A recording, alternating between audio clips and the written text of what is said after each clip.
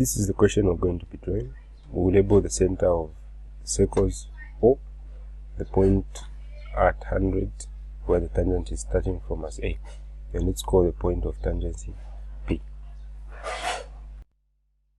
So the first thing we'll start with is drawing a horizontal center line.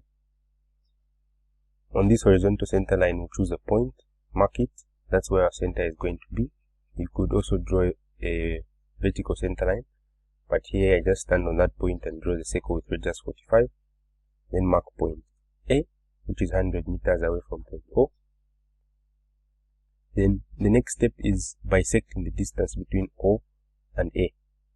When we bisect this distance, we're going to have a point in between O and A, where we're going to stand with our compass, draw a semicircle, and we'll notice this semicircle is going to cut the circle at a point.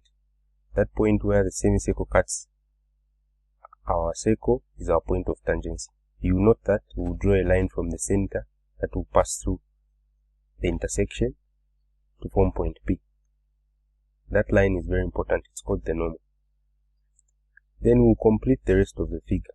We'll draw the circles as they are in the diagram and outline them.